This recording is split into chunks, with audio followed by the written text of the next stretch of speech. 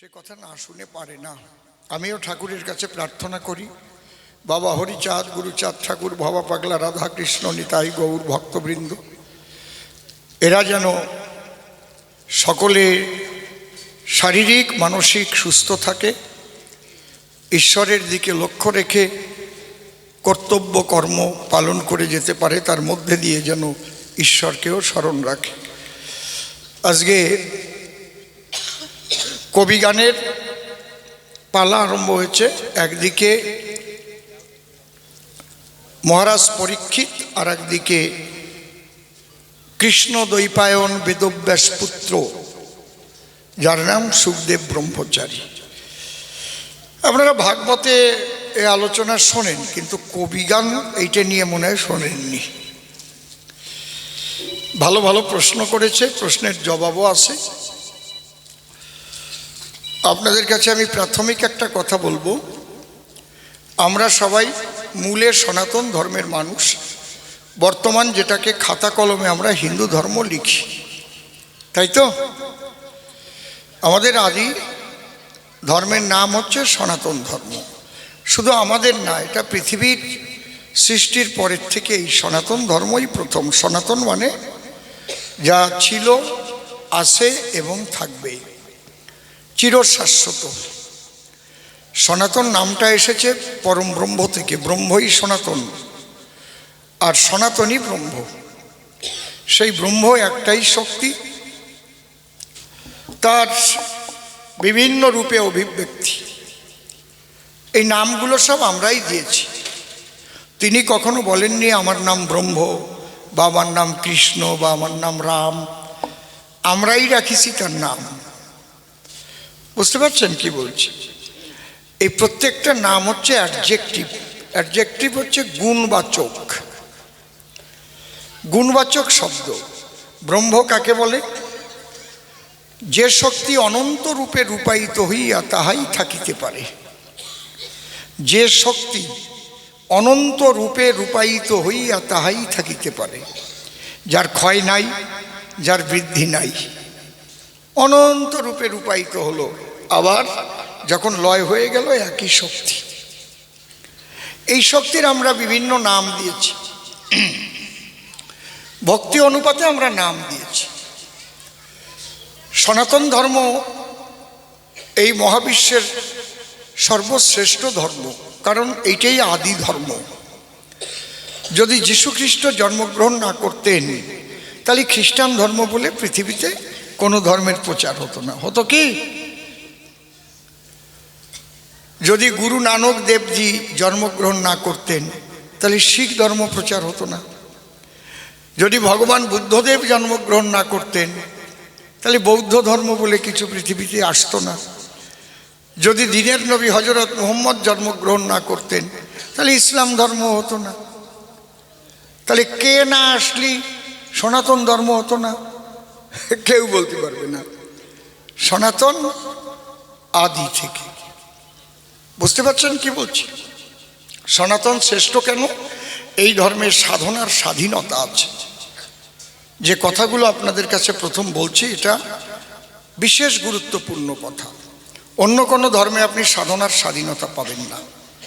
আপনি রাম ভক্ত হতে পারেন, কালী ভক্ত হতে পারেন, কৃষ্ণ ভক্ত হতে পারেন, হরিচাঁদের ভক্ত হতে পারেন, ভবা পাগলার ভক্ত হতে পারেন, দয়ালের মতেও হতে পারেন, ভারত সেবাশ্রম সঙ্গীও হতে পারেন, সৎসঙ্গীও হতে পারেন, তারপরে কি বলে আর একটা শ্রীগুরু সঙ্গীও হতে পারেন, কুমির পুজোও করতে পারেন, গাছের পুজো করতে পারেন, কেউ মানা করবে না। আবার নিরাকারবাদী হতে পারেন। একে বলে ধর্মীয় গণতন্ত্রীকরণ। গণতন্ত্র শব্দটা কেন বসালাম? গণতন্ত্র হচ্ছে মানুষের মৌলিক অধিকার। সবার যার যার একটা অধিকার আছে। আমি শিবকে ভালোবাসি, তুমি ঠাসিয়ে ধরি আমারে কৃষ্ণ ভালোবাসাবা কেন? বুঝতে পারছেন?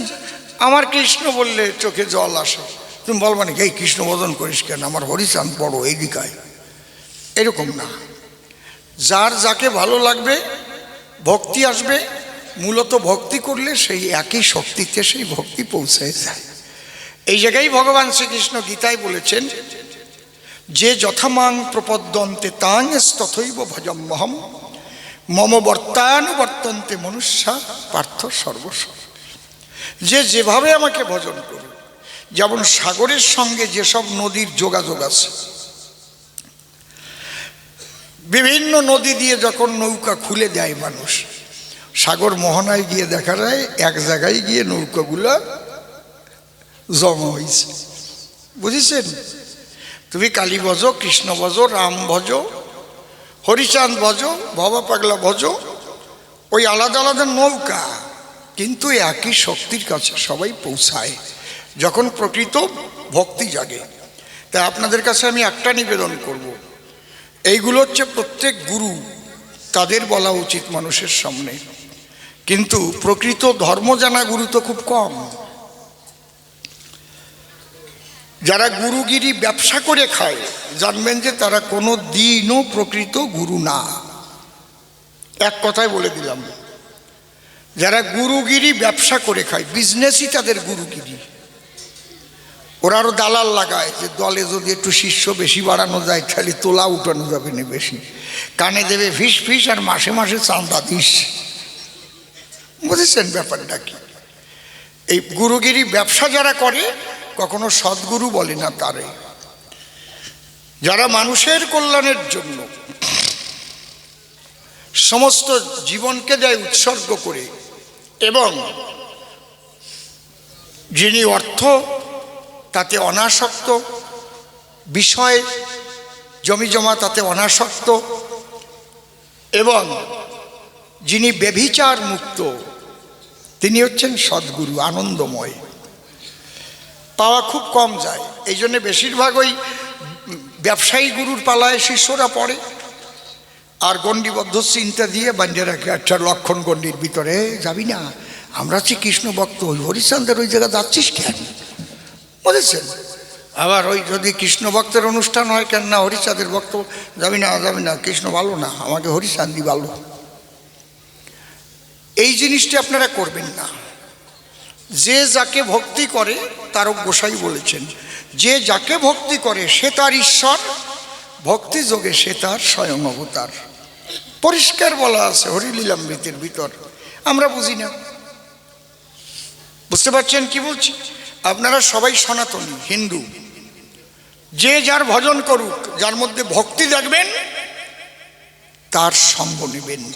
সে রাম ভক্ত হোক, কালী ভক্ত হোক, কৃষ্ণ ভক্ত হোক, হরি ভক্ত হোক, যখন দেখবেন চোখের জলে ভাসছে, আপনি গিয়ে তার কাছে প্রার্থনা করবেন, বান্ধব তুমি কৃষ্ণ বলে চোখের জলে ভাসছো, আমার তো হরি বলে চোখের জল আসে না, আমার একটু ভক্তি দাও, তোমার চরণ ধুলি দাও, আমিও যেন কৃষ্ণ বলে চোখের জলে ভাসতে পারি। এই যদি আপনারা একতাবদ্ধ থাকেন, ঐক্যবদ্ধ থাকেন, ভক্ত হন, বিভক্ত না হয়ে, তাহলে আপনাদের বিপদটা কম। আর যদি বিভক্ত হয়ে যান তাহলে কি হবে আমি তা করতে পারবো না। বোঝা গেল কি? এক কথায় আমরা সবাই হিন্দু। স্বামী বিবেকানন্দ বলেছেন, সগর্বে বলো আমি হিন্দু। এক জায়গায় এই জায়গাটা দাঁড়াবেন, কেউ কাউকে হিংসা করবেন না। আমার কথাগুলো ভালো লাগলো কি? ভালো লাগলো না বাড়ি যেয়ে ভুলে যাবেন? যে গুরু এই ভাগাভাগি করতে যাবে ওই গুরুরই ভাগাই দেবেন। তুমি মোটে আমার বাড়ির ধারে আইসে না, তোমার কথাবার্তা ভালো না, আমাকে আমরা এক করতে পারি না, আর উনি ফাঁক করতে আইছে। বুঝেছেন কি বলছি?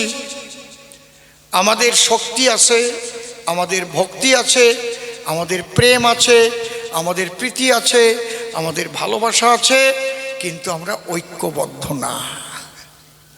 এই জন্যে বারে বারে আমরা আঘাত খাই, আমরা দেশ ছাড়া হই। বুঝেছেন? আর এই ভুলটা করবেন কি? আর একে অপরকে হিংসা করবেন কি? সব জায়গায় যেখানে যে অনুষ্ঠান হবে যা পারবেন তাই দেবেন। বাবা তোরা কি করতেছিস? আমরা মতুয়া সম্মেলন করতেছি, তোমার গলায় তুলসীর মালা, তা কি হয়েছে? কর বাবা, খুব ভালো কাজ, এ তো আমাদের হিন্দু ধর্মের ব্যাপার। তোমরা বৈষ্ণবের নাম কীর্তন দিচ্ছে, মতুয়াদের বাড়ি গেলে বল বাবা নাম কীর্তন হবে তো বিষ্ণুপুর বাজারে, এই নাও চান্দাটা নেও, ভালো করে করো, ভালো ভালো দোয়ালাই নো যাবানে। যদি ভাবে আমার গলায় আসার মালা, ওর গলায় তুলসীর মালা, দুঃশালা, আমাকে দলেন না, তাহলে মরলিয়া কেউ বাঁচাতে পারবে না। মরবা মরবা মরবা, তোমার হরিবাসী বাঁচাবে না, কৃষ্ণবাসী বাঁচাবে না। বুঝলে কি বলছি?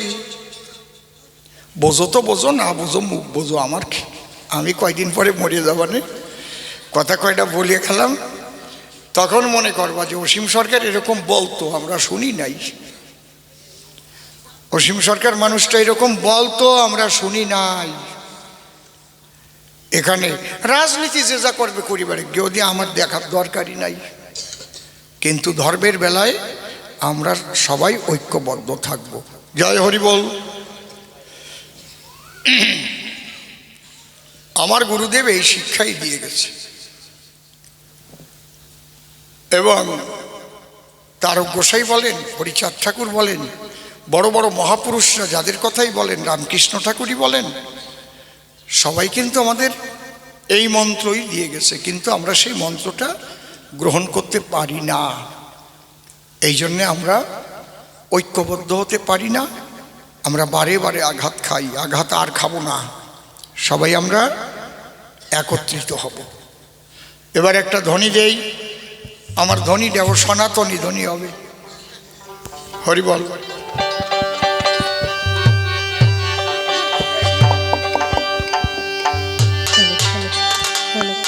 হারমোনিয়ামটা একটু মনিটর দাও, এইটা একটু ঠিক করো। হ্যাঁ, লেডিসটা নেই, কিচ্ছুটাই নেই। Hello ladies, hello, mike testing, check. Horrible. খুব সুন্দর মাইক শুনছিলাম, সেরকম করে দাও। জয় হরিবল, হরিবল। এগুলোতেও নেই, ঢোল টোল সব গেছে। Horrible, horrible, horrible. Hello hello, mike testing, check.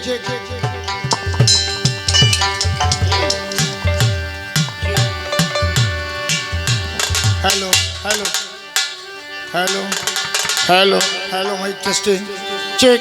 হ্যাঁ, দোতারাটা বাড়াও, শুধু মনিটর আছে, দোতারা রাউটে দাও। হ্যালো, হ্যাঁ, মনিটর বাড়ে না, বেশি মনিটর বেড়ে গেল না। হ্যাঁ, ওই একটু বড় বক্স একটু দাও।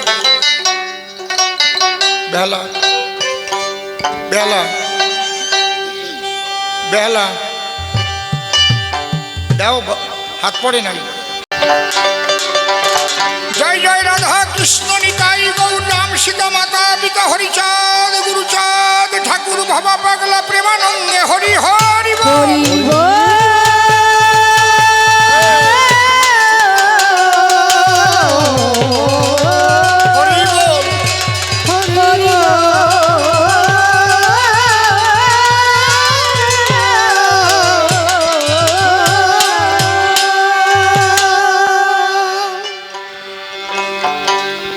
কই বেহালা কই?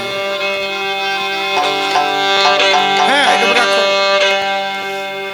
হ্যালো, মনিটরে টোন বেশি আছে আমার। হ্যাঁ হ্যাঁ, আজকে প্রশ্ন হয়েছে কি মনে আছে তো? আপনাদের মনে আছে কি প্রশ্ন করেছে? মহারাজ পরীক্ষিত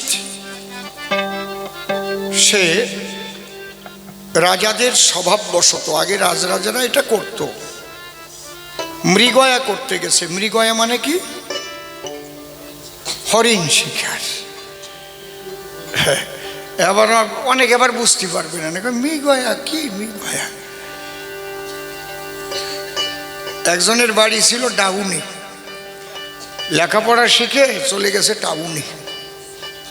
টাউনে গিয়ে বিয়ে করেছে টাউনের মেয়ে। আজকে যখন কলকাতার থেকে আসি, ওই এয়ারপোর্টের পাশাপাশি একটা পাঞ্জাবি হোটেল আছে, খেতে বইছি, দেখি আমার পাশেই একটা ছেলে আর মেয়ে বসে সিগারেট খাচ্ছে। মেয়েটাও টানতেছে, বালুটা না। আমি ভাবতেছি, হায় রে সমাজ, আমার সিকিউরিটিরেও দেখতেছি, কি সভ্য সমাজ আমাদের। কতটা উন্নতি হয়েছে আমাদের না লেখাপড়া শিখে। রাস্তার পাশে বসে, হোটেলটা একেবারে রাস্তার পাশে, হ্যাঁ সিগারেট খাস, অত ভালো করে আপনিও পারবেন না লেখাতে, নাক দিয়েও বের করতেছে। তা ওই রকম একটা মাইয়ে বিয়ে করেছে। তা আগে তো গ্রামে বাড়ি ছিল, যাদের সাথে খেলাধুলা করতো। তো ওর নাম ছিল পঞ্চানন, ওরে পাঁচুও কইয়ে ডাকতো সবাই। এরকম হয় যার নাম কালীচরণ তারে কয় কালিয়া, আছে না নাকি? পঞ্চানন নাম কয়া পাঁচুয়া, কেমন আছিস? এই জায়গা আবার নাম টাম বাজিয়ে গেল নাকি কারো, সে যেন রাগ করি না আবার। এটা আমাদের গ্রামের এরকম আমরা করি থাকি নাকি, এতে কোনো দোষ নাই। তা আগে যাদের সাথে ফুটবল হাডুডু খেলতো, নদীতে ঝাঁপাতো, ও তো বউ নিয়ে দুর্গা পূজায় আইছে। বউ জিন্স পরা, জিন্স, বুঝেছেন? ও ডাকি কয় এ পাচ্ছি ও তোর সাথে কেনা, যেমন আমাকে সে আগে ফুটবল খেলিছে না হাডুডু খেলিছে, হ্যাঁ পাচ্ছি ও তোর সাথে কেনা। ও ঘ্যাম নিয়ে কয় ওয়াইপ, ও বোঝে নাই, ও শুনছে পাইপ। কয় পাইছিও জ্যান্ত একটা মানুষ নিয়ে হাঁটতেছিস আর তুই কোস পাইপ? কয় আমি পাইপ কইছি নাকি, আমি কইছি ওয়াইপ। ওয়াইপ ওয়াইপ কি? কয় স্ত্রী। দে আমাকে বাড়ি স্ত্রী আছে, আমার বাবাও জামা কাপড় গঠে, বুঝলি, ওইটা স্ত্রী। কয় তুই বুঝতে পারতেছিস না বউ? কয় আগের তে করলি হতো না, এই পাইপ স্ত্রী ঘষা ঘষি ওদের দরকার কি? মিরি গয়া দিয়ে দরকার কি? হরিণ শিকারে গেছে কি, হরিণ মারতে গেছে বান দিয়ে।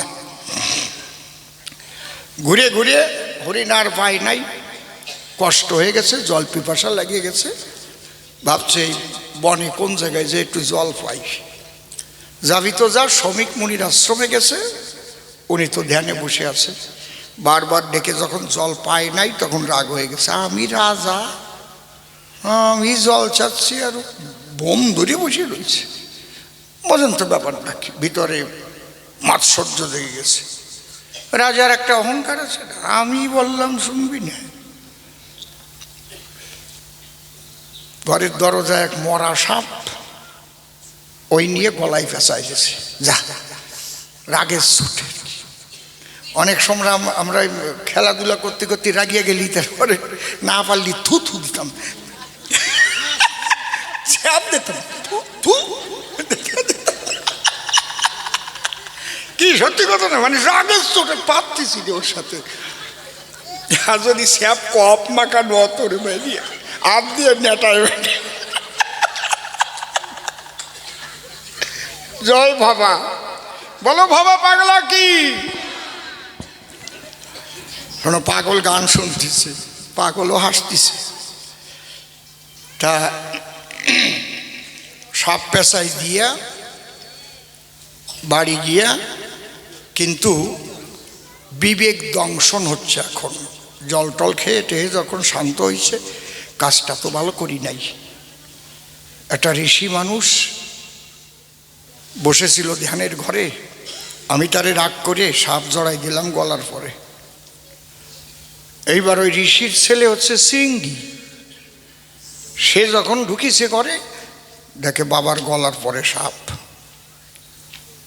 কি, আমার বাবার গলায় সাপ? যে জড়িয়ে দিয়েছে আমি তাকে দেব অভিশাপ, যেন 7 দিনের ভিতরে তক্ষক দংশনে তাকে ফেলে মেরে। তক্ষক এক রকমের সাপ, ওতে কামড়ালি আর বাঁচে না। আমার যেই অভিশাপ দিল, আর ওই সাপটা নিয়ে ফেলে দিল, মুনির ধ্যান ভেঙে গেল। এ বাবা কি করেছিস? বলে অভিশাপ দিছি, তোমার গলায় সাপ পেঁচাই দিয়েছিল। মুনি করে মনস্থ হয়ে দেখে ধ্যানস্থ, হায় হায় রে, যে সাপ দিয়েছে আমার গলায় সে তো আর কেউ নয়, সে আমাদের রাজা পরীক্ষিত। কি করলি তুই? বাবা বলে ফেলেছি, ওর মৃত্যু হবেই। তখন গৌরমুখকে পাঠিয়ে দিল রাজার কাছে যে তোমার মাত্র 7 দিন আয়ু আছে, এই ঘটনা তুমি করেছ।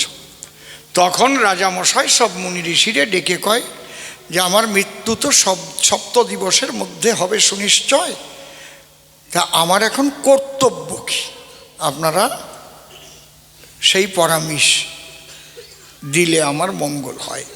মুনি ঋষিরা বলল মৃত্যুর পূর্বে কৃষ্ণ কথা শোনো। কৃষ্ণ কথা অর্থাৎ ভাগবত। কে আমাকে শোনাবে? বলে আমাদের দ্বারাই হবে না, একজন পারবে, সে তো এখন এখানে নেই, সে কোথায় আছে তাও আমরা জানি না। কে? সে হচ্ছে ব্যাসদেবের পুত্র শুকদেব ব্রহ্মচারী। কথা আপনারা চলুন হরিহর নদীর পাড়ে সবাই মিলে বসি একটা আসন করে, সবাই করজোড়ে তাকে করি আকর্ষণ। সে তো মহামানব একজন। তখন 60,000 মুনি ঋষি একত্তরে গিয়ে বসলো হরিহর নদীর পাড়ে। সবাই করজোড়ে যখন শুকদেবকে করলো আকর্ষণ, শুকদেব বায়ু ভরে উড়ে এসে ওখানে পড়ে আসন করলো গ্রহণ।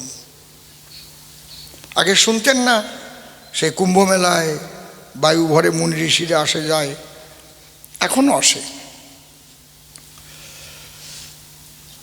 এইবার ওই ভাগবত পাঠ শোনানো হচ্ছে কাকে? পরীক্ষিতকে। শুনতে শুনতে, এ বাচ্চা কথা বলিস না, মনের মধ্যে তার কয়েকটা প্রশ্ন জেগেছে। সেই প্রশ্নগুলো শুকদেব ব্রহ্মচারীর কাছে করেছে। কি প্রশ্ন? প্রথম প্রশ্ন হচ্ছে, এই ভাগবতে লেখা আছে পরম ব্রহ্ম পরমেশ্বর তিনি ছিলেন নিরাকার, সমস্ত গুণ ছিল তার ভিতর।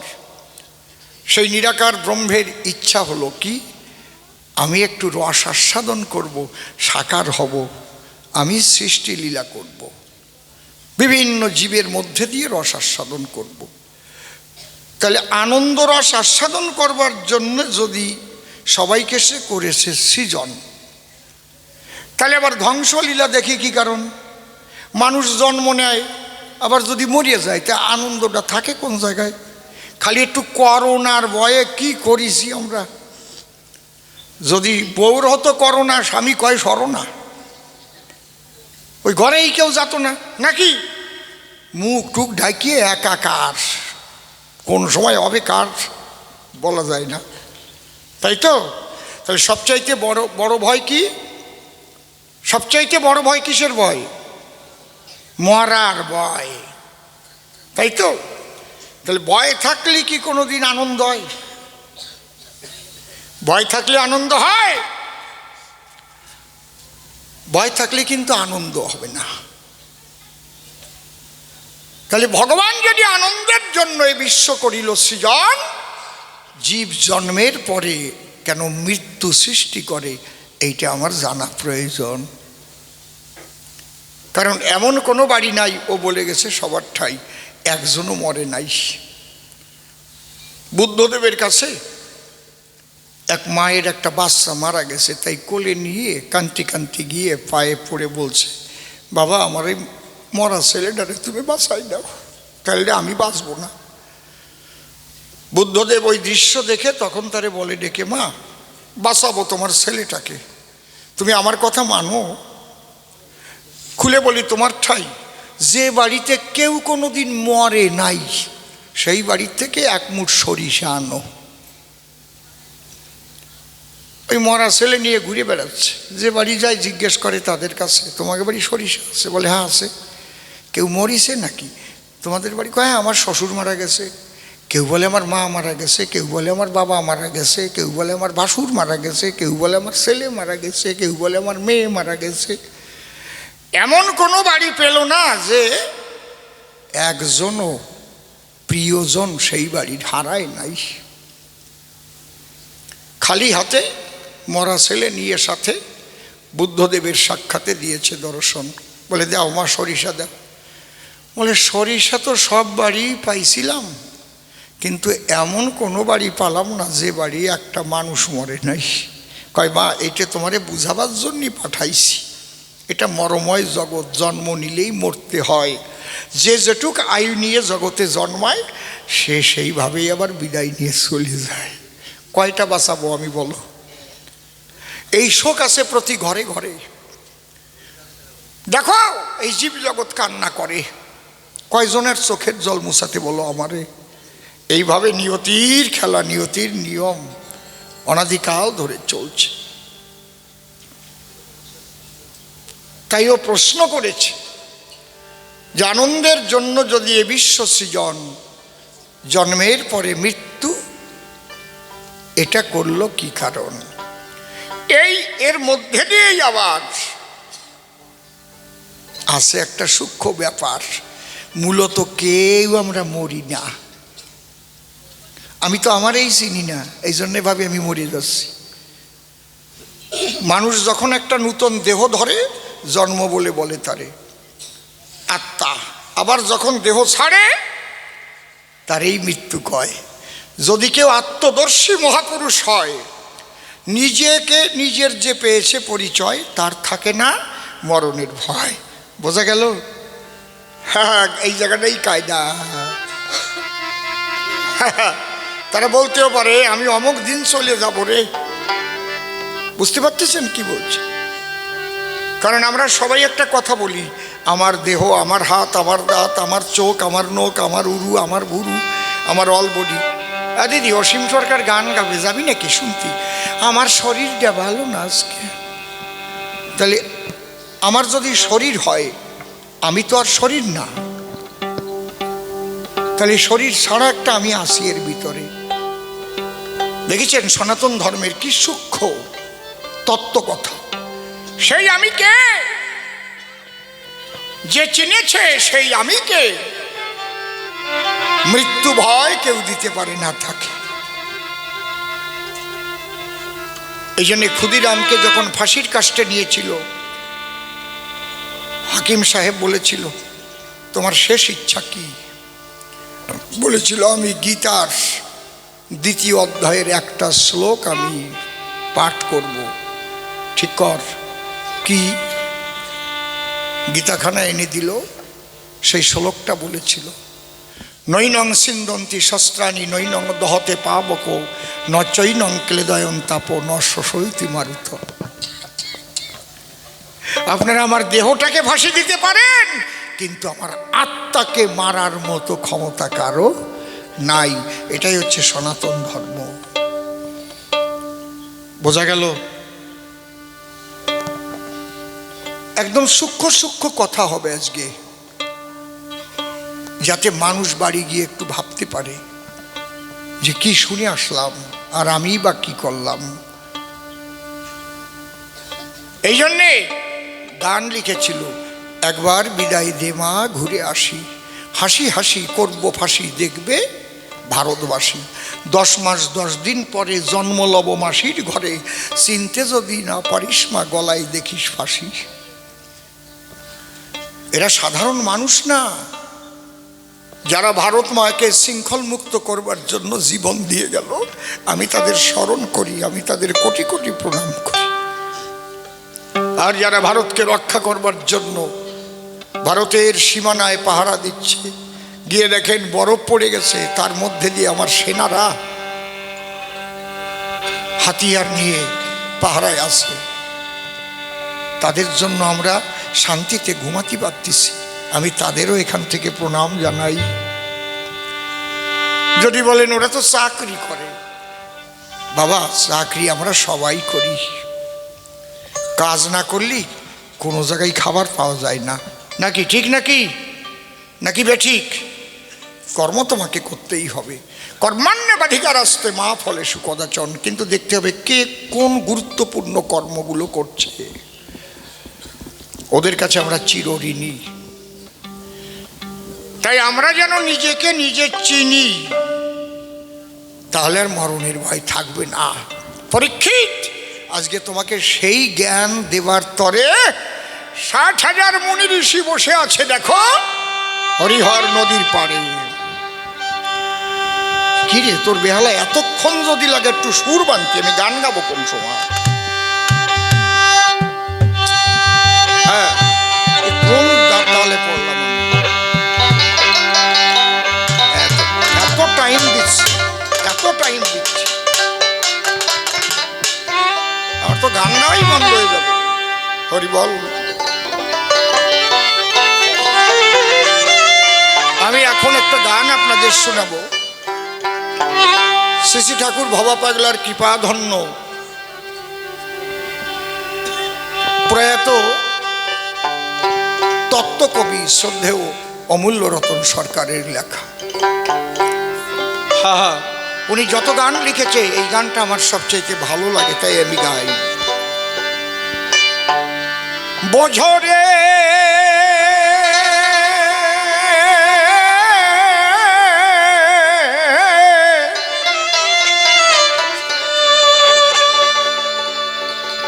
খোঁজরে মন আপন ঘরে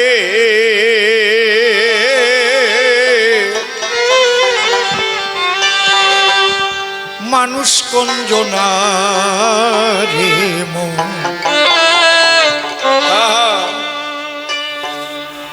মানুষ কঞ্জনা বোঝরে। হরি হরি বল, গৌর হরি বল। মানুষ কঞ্জনা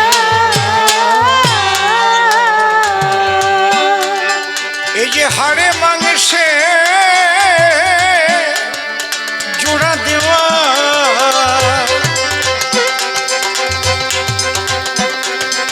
এই যে হাড়ে মাংসে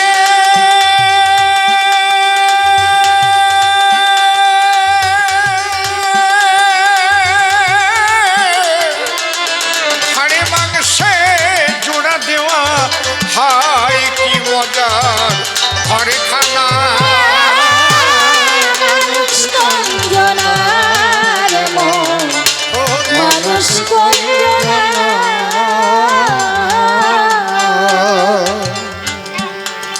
আমরা যখন চেয়ে দেখি একটা খাঁচার মধ্যে আছে একটা ময়না পাখি।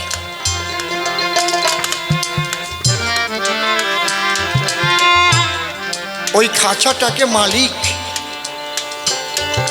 মেজে ঘুষে রাখে, কিন্তু এই খাঁচার মধ্যে যদি পাখি না থাকে খাঁচাটাকে ভাগাড়ে ফেলে দেয়। আমাদের এই খাঁচার মধ্যে পাখি আছে যতদিন, খাঁচার যত্ন ততদিন। পাখি উড়ে গেলে হরিবল হরিবল বলে শ্মশানে নিয়ে দেহ পোড়াইয়ে ফেলে। এই যে হাড়ে মাংসে জোড়া দেওয়া,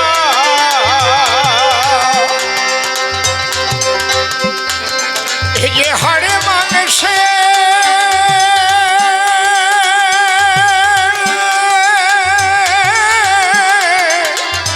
হাড়ে মাংসে জোড়া দেওয়া, হায় কি মজা ঘরে খানা। মানুষ কঞ্জনার মন, মানুষ কঞ্জনা।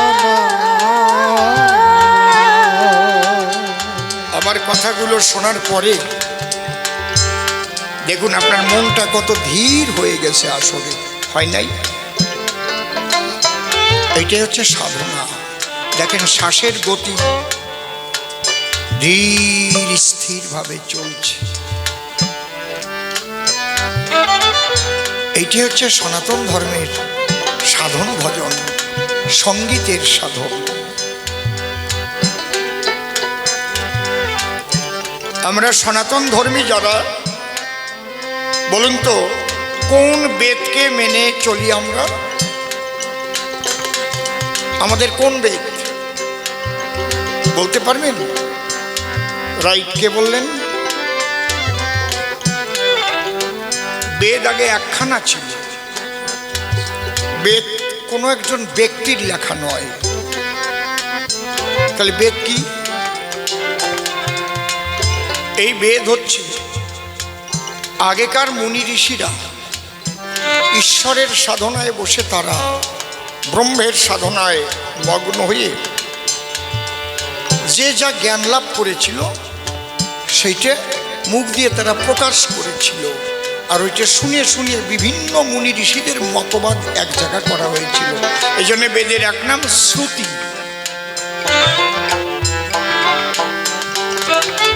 এক জায়গায় হলো, কিন্তু ওর মধ্যে অনেক আবর্জনাও ছিল, যে যা বুঝিস।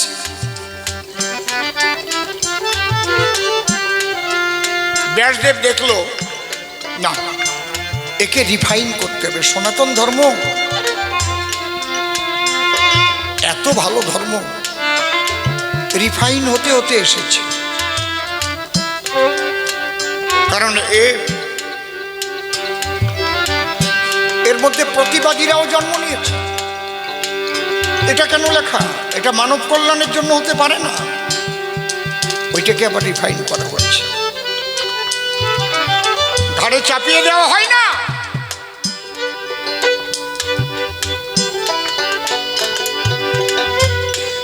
বেদকে 4 ভাগে ভাগ করা হলো। 4 বেদের করে ব্যাস, এই জন্য নাম হয়েছিল বেদব্যাস। ধীরে ধীরে আলাপ। বেদব্যাস নাম হলো কেন? একখানা বেদকে 4 খণ্ড করলো, ব্যাস করা। ঋক, সাম, যজু, অথর্ব। শ্রীকৃষ্ণ বললেন সনাতনীদের জন্য সামবেদ। সামবেদের মূল কথাই হচ্ছে সঙ্গীত, গান। গানাত পরতর নহি, গানের উপরে আর কোনো সাধনা নাই। এই জন্যে আমরা একটা তেনাথের মেলা হলেও আমার গান আছে, 3টা গান গাতি হয়। প্রথম হরি সবাই গেলে গান, বৈষ্ণব সভা হলে গান, কীর্তন গান, রামায়ণ গান, ধর্মমূলক গান, সঙ্গীতের দ্বারা। এখানে বৃন্দাবনে গেছেন কারা কারা? হাত উঁচু করেন। এই কয়জন, আর যান নাই কেউ? যে বঙ্ক বিহারী মন্দির আছে, যাকে বলে ব্রজবাসীরা বাকে বিহারী লাল কি জয়, ওটা কিন্তু মূর্তিটা কারো তৈরি করা না, সঙ্গীতের দ্বারাই লাভ করেছিলেন ওই মূর্তিকে হরিদাস স্বামী, তানসেনের গুরুদেব। উনি নিধুবনে বসে বসে ওই গান গাইতেন, আর সেই গান কৃষ্ণ পাশে বসে শুনতেন। তাহলে কি গান সে? আহা, এই বায়নায় গাওয়া গান না, সে গান ভগবানকে শোনানোর সাধনার গান। উনি চোখ বন্ধ করে গান গাচ্ছে, অঝরে আঁখি ঝরছে, কৃষ্ণের এত ভালো লাগছে, বাবা বাবা বলে ফেলেছে। হ্যাঁ, আমার কাছে তো কেউ নেই, আমি তো একা একা গান গাই। কে? যখন চোখ মেলে তাকায়, মুখে দিয়ে হাসি, হাতে নিয়ে বাসি, তখন ওই পাথরের মূর্তি হয়ে যায়। বলে আমি তোমার গান শুনছি। সেই মূর্তি হচ্ছে বাকে বিহারী লাল জি। বলো বাকে বিহারী লাল কি জয়।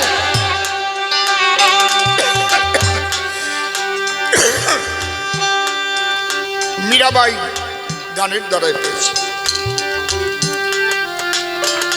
মতুয়াদের সঙ্গীত, হরিসঙ্গীত, মহাসংকীর্তন। ভগবান শ্রীকৃষ্ণ বলেছেন বেদানাং সাম বেদস্মি দেবানামস্মি বাসব ইন্দ্রিয়ানাং মনশ্চাস্মি ভূতানামস্মি চেতনা। বেদের মধ্যে আমি সামনে।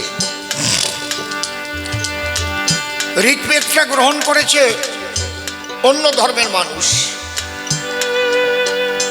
এই ঋগ্বেদের ভিতরে গোমাংস ভক্ষণের কথা লেখা আছে। ঋগ্বেদ আমাদের না, এই জন্য একটা শ্লোক রচনা হয়েছিল। নম ব্রহ্মাণ্ড দেবায় গো ব্রাহ্মণ্য হিতায় চ জগদ্ধীতায় কৃষ্ণায় গোবিন্দায় নম নম। আজকে একটু আলাদা ধরনের কবি গান শুনে যান, গতানুগতিক তো শোনেন,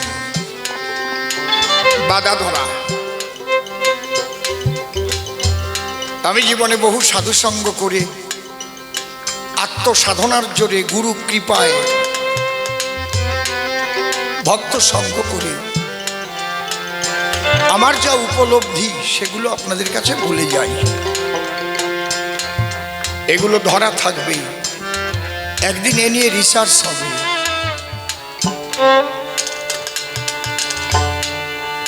দেখেছেন, সনাতন ধর্মে মানুষকে শান্ত করে, উগ্র করে না। তাহলে এই বেদ 4 ভাগ হলো, হয়ে আমাদের জন্য 3 ভাগ বাদ গেল, থাকলো কি? সামবেদ। বেদের থেকে হলো ব্রাহ্মণ, ব্রাহ্মণ থেকে হলো সংহিতা, সংহিতা থেকে উপনিষদ, উপনিষদকে মন্থন করে তার নাম হলো কি বলেন? সর্ব উপনিষদ গা বোধা গোপাল নন্দন। কি উপনিষদকে নিংড়ে কি পেলাম আমরা? শ্রীমদ্ ভগবদ গীতা। আর কিচ্ছু পড়তে হয় না, শুধু গীতা পড়লে সব পেয়ে যাবেন। এর মধ্যে 18টা যোগের কথা দেখেছেন। গীতার 2য় অধ্যায়টা খুব ভালো করে পড়ুন, বারবার পড়ুন, দেখবেন আপনার মানসিক পরিবর্তন এসে যাবে। এই যে হাড়ে মাংসে জোড়া দেওয়া,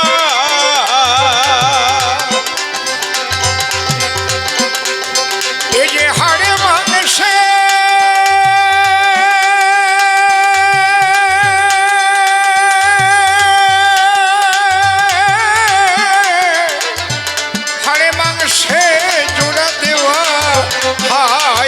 মজা ঘরে খানা।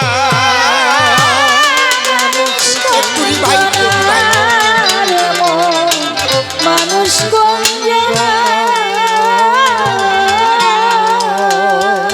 নীরব হয়ে থাকবে ঘর, সে না থাকলে ঘরের ভিতর। একদিনও তার খবর করলি না, হরি বলো।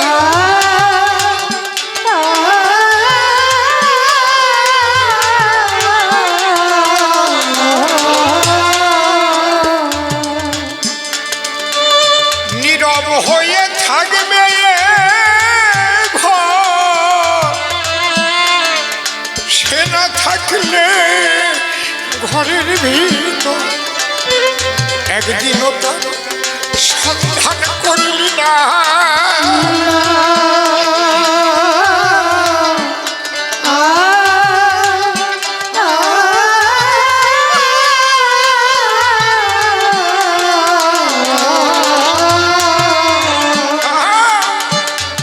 ও সে চলে ফেরে যখন তখন,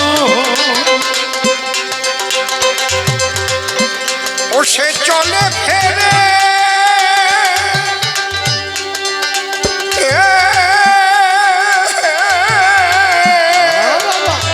চলে ফেরে যখন তখন, কথা কয় দেখা যায় না।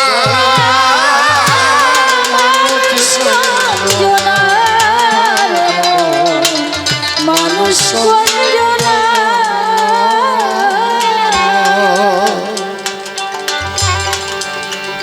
ওরে বাচ্চা মরার কারণ ছাড়ি ষড়রিপু পালন করি।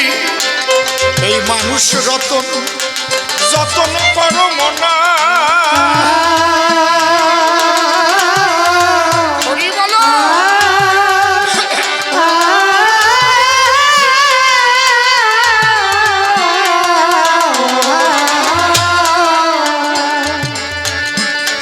ওরে বাচ্চা মরার কারণ ছাড়ি ষড়রিপু বারণ করি।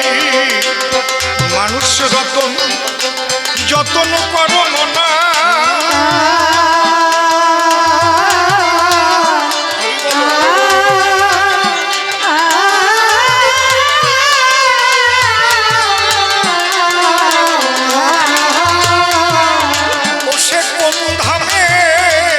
বসত করে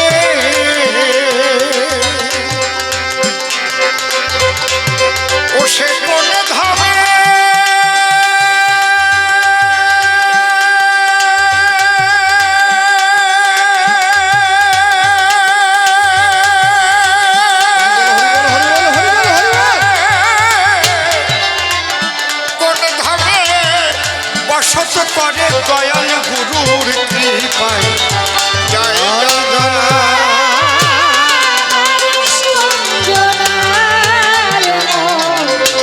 মানুষ কঞ্জনা সেই মানুষ ধরা মানুষ হলে তার হুকুমে মানুষ চলে, পেলে তারে কর ভজনা।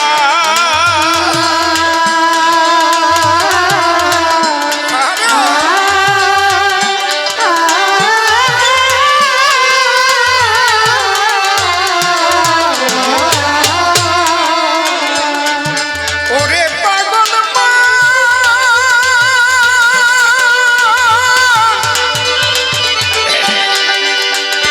ওরে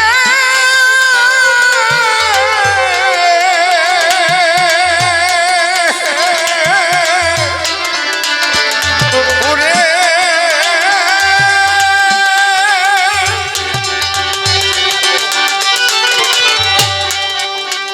এই মানুষ ধরা মানুষ হলে তার হুকুমে মানুষ চলে, তোমরা পেলে তারে করো ভজনা। জয় বাবা জয় বাবা।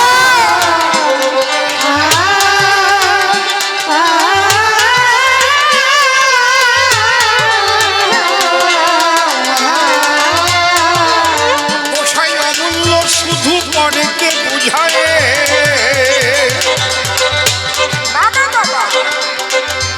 গোসাই অমূল্য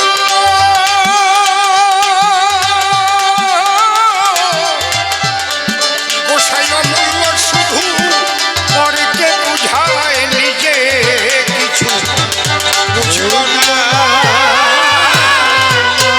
জয় জয় ভগবান হরি হরি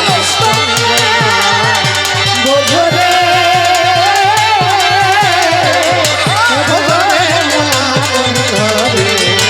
মানুষ কঞ্জনা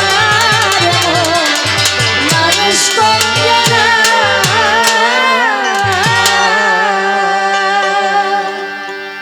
ঠাকুর ভবা পাগলার যুগল পদ্ম হৃৎপদ্মে করে আরাধ্য শুদ্ধ চিত্তে প্রণতি জানাই। সাধুগুরু বৈষ্ণব হেরি আর যত পুরুষ নারী ভক্তিপূর্ণ প্রণাম গ্রহণ করিবেন সবাই। মানুষকে প্রণাম দিলে সে প্রণাম ঈশ্বরে মিলে, সর্বশাস্ত্রে তাহার প্রমাণ পাই। কবি চণ্ডীদাস যিনি উচ্চকণ্ঠে বলেছেন তিনি, শুনোরে মানুষ ভাই বোঝরে মানুষ ভাই, সবার উপর মানুষ সত্য তাহার উপর নাই। ইকোটা একটু কমবে। স্বামী বিবেকানন্দ একই কথাই দিয়েছেন আনন্দ, উচ্চকণ্ঠে ঘোষণা করেছেন বিশ্ব চরাচর, বহুরূপে সম্মুখে তোমার ছাড়ি কথা খুঁজিছ ঈশ্বর, জীবে প্রেম করে যেই জন সেই জন সেবিছে ঈশ্বর। ঠাকুর ভবা পাগলা আসি বাজাইলেন মিলনবাসী, বললেন সবার পাশাপাশি আমি মানুষ ভালোবাসি, আমি মানুষ ভালোবাসি, কোনো তীর্থের নাই প্রয়োজন গয়া গঙ্গা কাশী, আমি মানুষ ভালোবাসি। সেই মানুষের চরণ লক্ষ্য করে প্রণাম করি বারে বারে, মানুষে যদি কৃপা করে কৃপা করবেন আমার কৃষ্ণ কালো শশী। বন্দনার ভাব করে শেষ বক্তব্য করিব পেশ, সবিশেষ সবার মধ্যেই জানাই নিবেদন। আজকের ঘরোয়া অনুষ্ঠান আমার বাবার বাড়ি কবিগান। মা বাবা দুইজনই করেছে এবার আকর্ষণ, তার সঙ্গে নাতি আছে, সেও গেছে আমার কাছে, বলে এবার গান গাওয়াই প্রয়োজন। তাদের একান্ত ভক্তির টানে আজ যোগ দিয়েছি কবি গানে। আগেই ঠাকুরের চরণে করেছি নিবেদন, ওদের যেন সর্বমঙ্গল হয়, তুমি তাই করিও দয়াময়, আপনারা আশীর্বাদ করবেন ভক্ত সুজন। এইবার বিপক্ষ কবির কল্পনা মতে আমাকে হবে সুখদেব ব্রহ্মচারী হতে। আমি জোর হাতে বন্দনা করি তার রাতুল চরণ। আপনারা বলুন দেখি, আমি কি সুখদেব ব্রহ্মচারী হতে পারি নাকি? আমি তো সংসারী মানুষ একজন। আমি হলাম সংসারী আর তিনি ছিলেন ব্রহ্মচারী। তবুও কবিগান করি, যে ভূমিকা যখন করে অর্পণ, সেই ভূমিকা না নিলে কবিগান যায় রসাতলে। এই জন্যে সংসারী হয়েও ব্রহ্মচারীর ভূমিকা আজ করিব গ্রহণ। প্রণামিয়া তার পায়, যাচ্ছি তার ভূমিকায়, সে যেন তার কথা কয়, গ্রহণ করে হৃদয়ে আসন। এইবার পরীক্ষিতের জবাব দিতে বাসনা আছে আমার চিতে, আপনারা শুধুই সাথে মন দিয়ে করবেন অনুধাবন। চরণ ধরে করিমানা, কেউ আন কথা বলবেন না, করবেন না কোনো আনাগোনা। আজকে ধর্মমূলক কথা হবে আলাপন। কারণ আমাকে যখন নিয়ে এসেছে কিছু কথা বলে যাই আপনাদের কাছে, যা থেকে বিশ্ব মানবের হয় কল্যাণ সাধন। আমাদের সনাতন ধর্মে যে আলোচনা হয় সেটা গণ্ডিবদ্ধ চিন্তাধারা নয়, যার দ্বারাই বিশ্ব মানবের কল্যাণ হয়। শোনেন দিয়ে মন যান, যাদের আছে তাড়াতাড়ি উঠে চলে যান বাড়ি।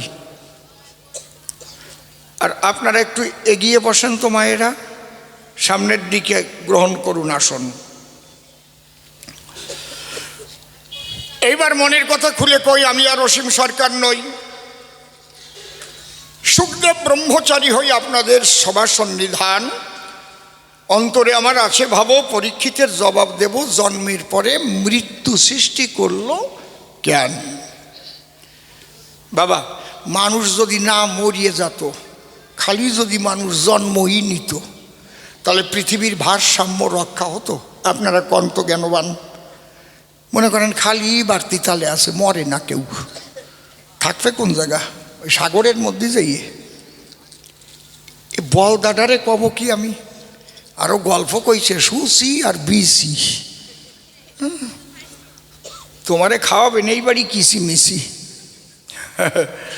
ভালো গল্প দেশে, ওর কপালে শেষা আছে। আমার কাছে বলুন দেখি, কারো বউরে কোনোদিন কেউ বিসি কইয়ে ডাক দেয় নাকি? হ্যাঁ, ওর বউয়ের নাম সুচিত্রা, ও না ওই সুচি কইয়ে ডাক দেশে। তোর বউয়ের নাম বিচিত্রা, তুই বিসি কবি বোর কাছে কেন? বিবাদ দিয়ে ছোট করে কোয়া যায় না, চিত্রা কোথায় গেলে গো? বিবাদ দিয়ে হয় না ছোট নাম, কি হয় না? কি বলদার বলদা, উনি বি রাখছে, চিত্রা বাদ দেশে, ও বিসি।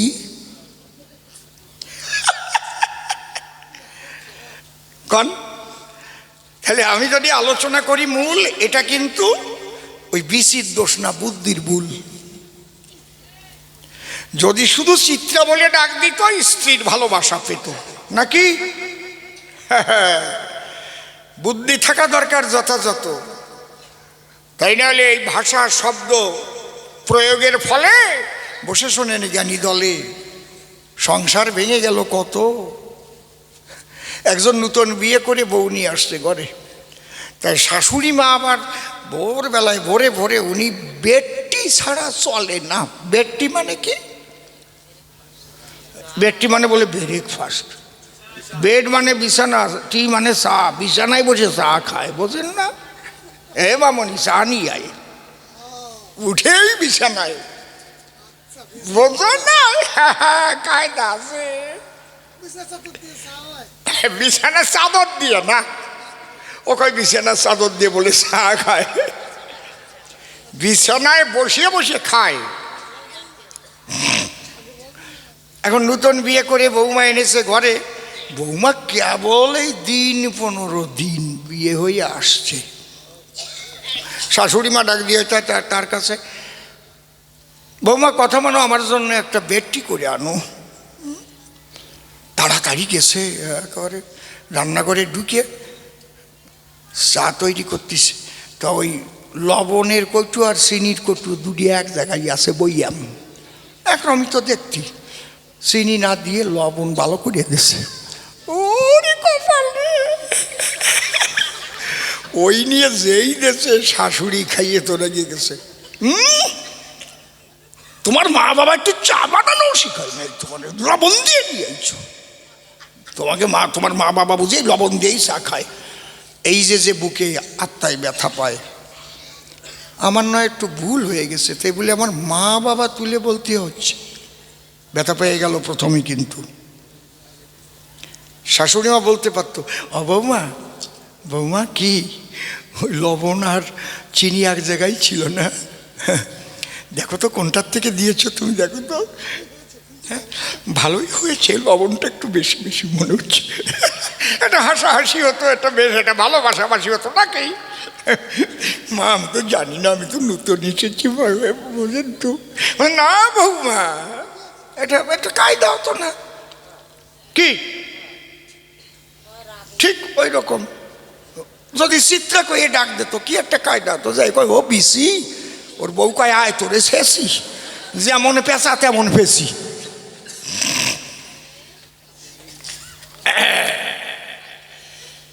যাজ্ঞে এ কথা এই পর্যন্ত থাকবে। মাঝে মাঝে একটু হাসির কথা না বললে তো হয় না। যদি হাসির কথা না বলি, দাঁড়ে সভ্য সভাতলি, সবাই মনে মনে ভাববে তাই অসীমদার আগে রস ছিল, তা বুঝি শুকোই গেল, আগের মতো নাই। অন্তরে করুন ধারণা, বান্দর বুড়ো হয়ে গেলেও গাছে ওঠা স্বভাব চায় না। দিবানে দুই একখানা করে নেই আগে আলোচনা। তাহলে জন্মের পরে মৃত্যু না থাকিলে চরাচরে, শুধু যদি মানুষ জন্ম ধরে তাহলে তো বসবাসের জায়গাও পাওয়া যায় না।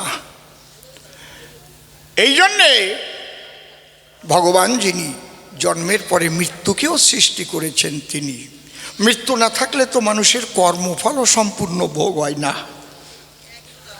আস্তে অন্তর দিয়ে দেখেন ভেবে, মৃত্যু না থাকলে প্রাকৃতিক নিয়মে যখন মানুষ বৃদ্ধ বৃদ্ধা হবে, তাহলে বুড়ো মানুষগুলো কি হবে? ওগুলো কি ওই বিচলির পালার মতো দিয়ে থবে? হ্যাঁ, মৃত্যু আছে বলে গভীর চিন্তা হয় মানুষের দিলে, চিরকালের জন্য আমার এ দুনিয়া নয়, দুদিনের দুনিয়ারে মুসাফির, ফিরে চল ঘরে। দেখি সংসার মাঝে নানা সাজে, কত সাজে সাজে নারী নরে, দুদিনের দুনিয়ারে মুসাফির, ফিরে চল ঘরে। তাহলে এই মৃত্যু দিল কেন? আমি এই সমাধান, মৃত্যু না থাকলে মানুষ মানত না কোনোদিন ঈশ্বর বা ভগবান। আমি যদি বুঝি তাই আমার আর মৃত্যু নাই, তাহলে আমি কি মানব ঈশ্বর আছে মালিক সাই, সৃষ্টিকর্তা আছে একজন, আমায় সৃষ্টি করার আগে জীবন ভরে যাহা লাগে সব করেছে সে ভাগে ভাগে এই জগতের সৃজন। তাই কবিগুরু রবীন্দ্রনাথ ঠাকুর যিনি তার কবিতার মধ্যে লিখেছেন, তিনি তোমার এই আনন্দ যজ্ঞে আমার নিমন্ত্রণ।